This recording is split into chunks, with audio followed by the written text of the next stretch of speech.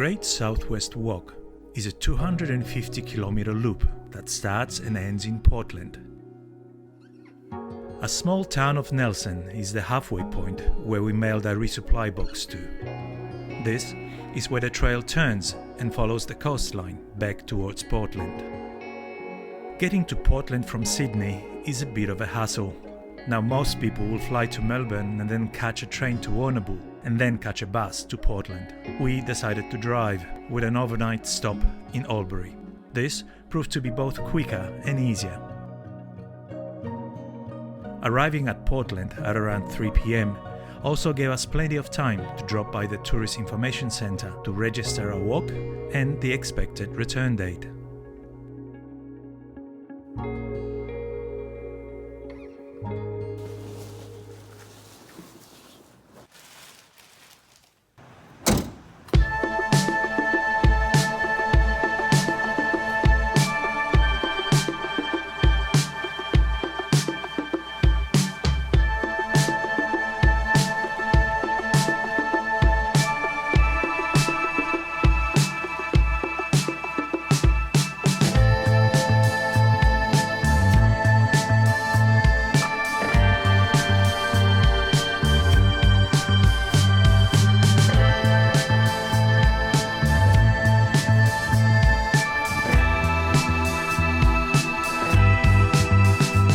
The first day took us along the coast, following some walking paths, residential streets, then along a road leading out of town.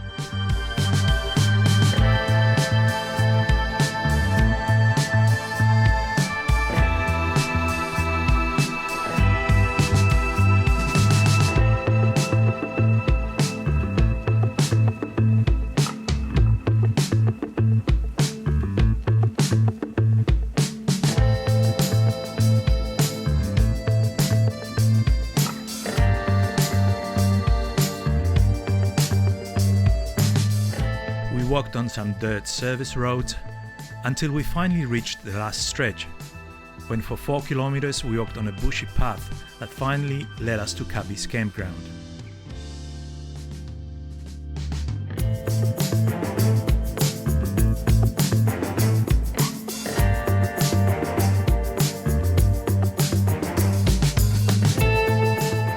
Each campground on the Great Southwest Walk has the same basic facilities: a small shelter with a table, a pit toilet and a water tank.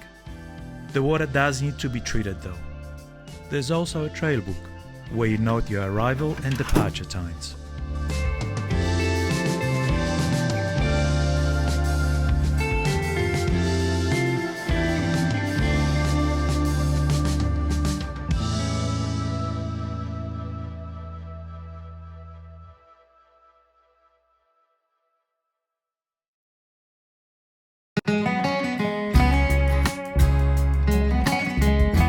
The Great Southwest Walk is made up of 14 sections and normally would take 14 days to complete. We only had 12 days to complete it, which means we had to do a couple of big days, walking 2 stages in a single day. Today was the first of those big days. The plan was to walk 15 kilometers to Cutout camp, have a little break, and then walk a further 10.5 kilometers to Cobboboonee, this camp.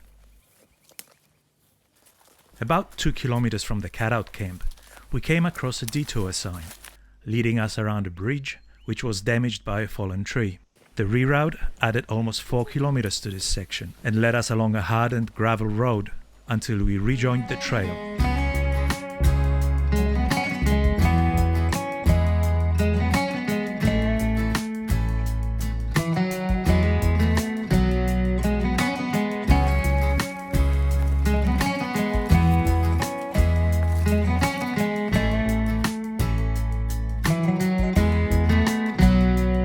The rest of the day went pretty well and time passed reasonably quickly.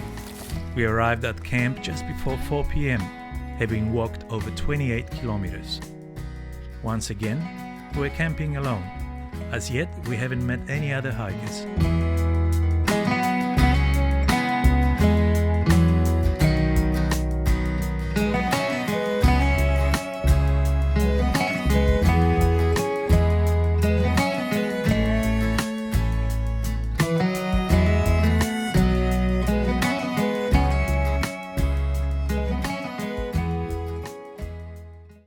We woke up bright and early, mentally prepared for another double section day. Ahead of us was 12-kilometer section from to Fitzroy, and then a further 22 kilometers to Moleside, all up about 34 kilometers. This area must have been hit by severe winds recently, as we encountered quite a few blowdowns, some quite difficult to get by. We made it to Fitzroy before midday, had a short rest before heading out again. In contrast to the previous 2 days, we didn't get that much rain. It was overcast in the morning, but by midday the sun came out and it stayed mostly dry for the rest of the day. Despite being slowed down by the blowdowns, we made really good time and arrived at camp by 4:30 p.m.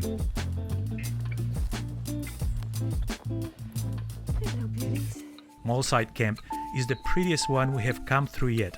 It has 2 adjoining fields, one for walkers and one for kayakers. We were greeted by a family of 3 wallabies, with the little one still in Mum's pouch. They were very relaxed and just hung around while we set up.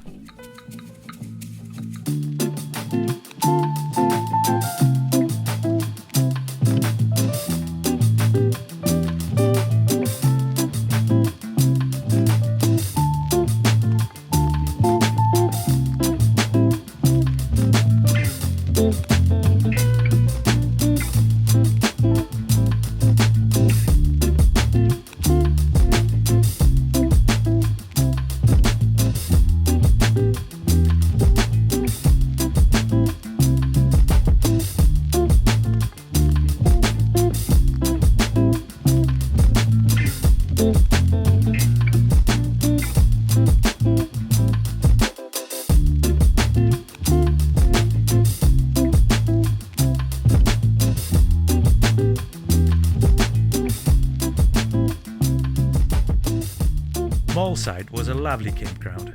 All night we heard the little wallabies just outside our tent, chomping on grass, frogs making funny noises in the morning, and many different birds, each with their own song.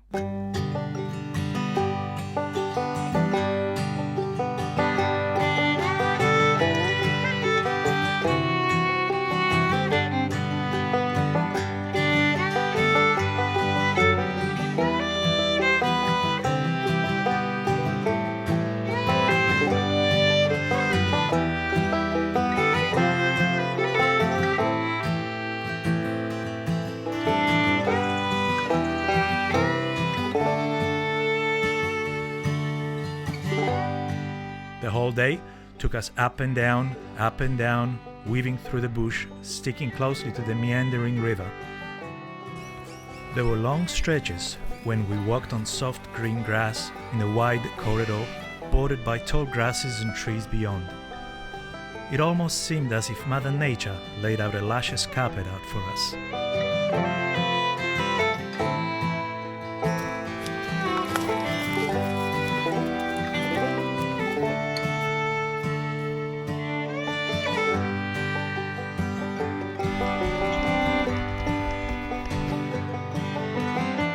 There were so many fresh blowdowns that we had to get over, walk around, push through, or squeeze under.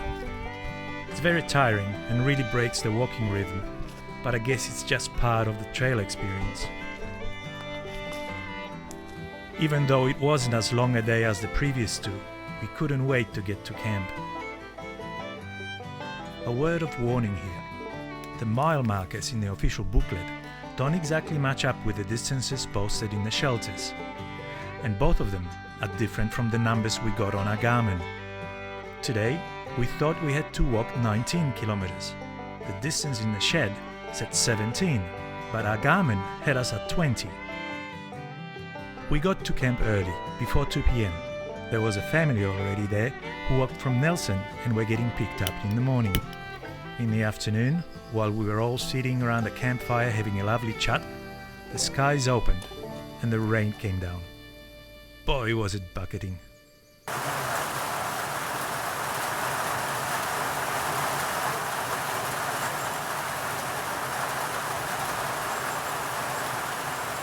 It rained pretty much the whole night. We had a lot of condensation inside, but stayed dry, and the tent held up to the rain and the wind beautifully.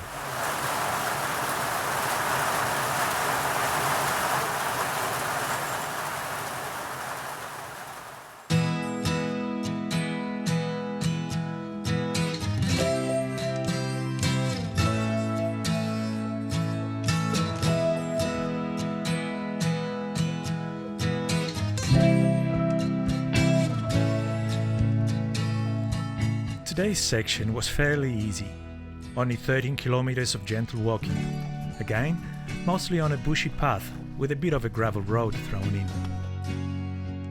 All afternoon the rain and the wind would rush through, leaving just as quickly.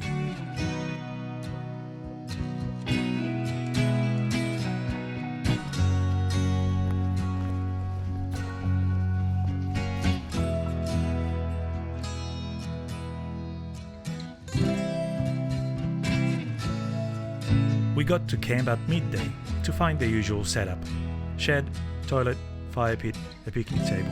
The spot was quite windy though, but it had great views, being located right on the river's bend. The strong wind made it feel colder than the evenings past.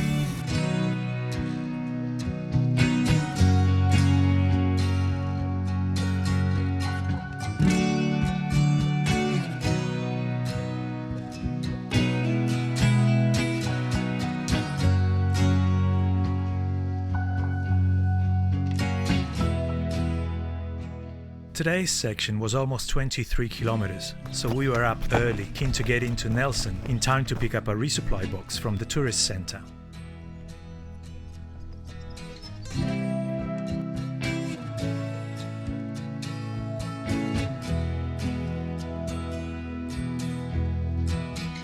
We followed the Glenelg River along a windy, bushy path. The views were pretty, but the weather just could not make up its mind.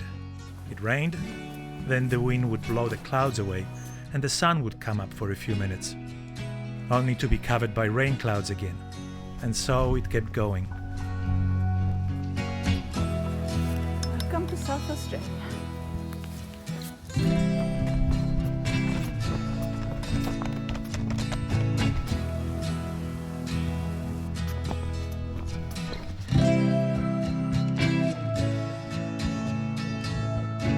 We continued walking at a brisk pace, but we were getting really tired.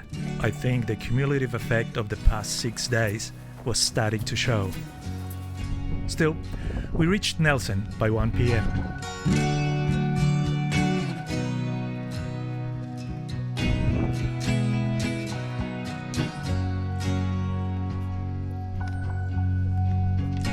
The lady at the Nelson Tourist Centre was really nice and super helpful. She printed the local tide charts for us, recommended accommodation in a pub across the road, and handed us a resupply box.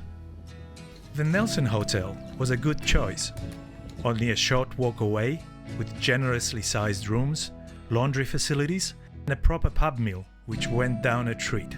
Less pleasant was the weather prediction, which showed rain and winds up to 45 km per hour for the next few days. Great.